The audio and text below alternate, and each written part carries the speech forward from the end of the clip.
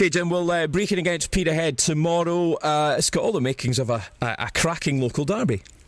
It is. I mean, obviously we played recently, which kind of takes away the surprise factor, you know, for us to Brechin a wee bit, because I think that's probably what happened the last time. So Brechin will be well ready for us tomorrow, that's for sure. And we'll need to go out and work, you know, our socks off and make sure that if we get any opportunities we take them, because I'm sure it'll be a totally different game tomorrow.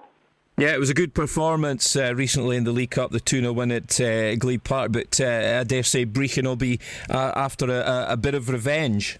They will be. I mean, that's what I'm saying. I think obviously they hadn't played us in quite a long while, and in a way we went there as a wee bit unknown to them, so that surprise element's gone now. They know as well,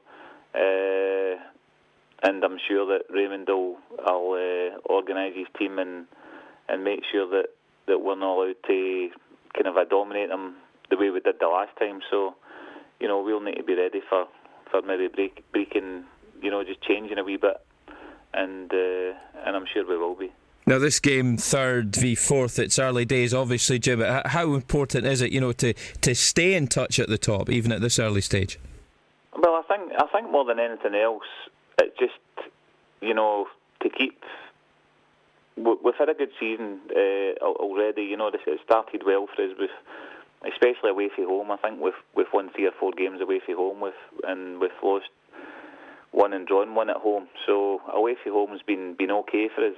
And but I just think it'd be nice to if we could just keep ticking along at the minute. We're still finding our feet, and you know, even after last week's game, I watched it and I see how close it was, and I think there's going to be a lot of games like that where you could be disappointed in the last minute or you could be elated in the last minute.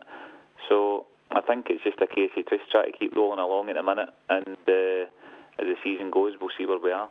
Yeah, a 2-1 home loss to Morton last weekend, but a decent performance by the boys. Frustrating to lose in the 90th minute. Are there positives you can take from that game going forward?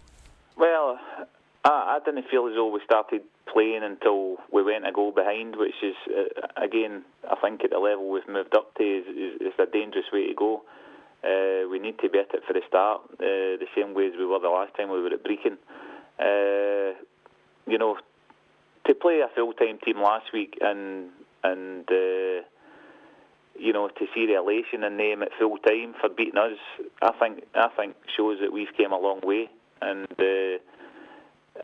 that for me that was a positive. You know, after the game when I seen their players celebrating, and I thought, well, we must be doing something right if teams feel like that after beating us. You know, so that was a positive that came out of it. Once we went behind, we looked like we were going to win the game after we equalised, and if we didn't get down to 10 men, I couldn't see us losing the game because we were in the offensive. But as I said before, I think that's the way this league's going to be. It's going to be tight.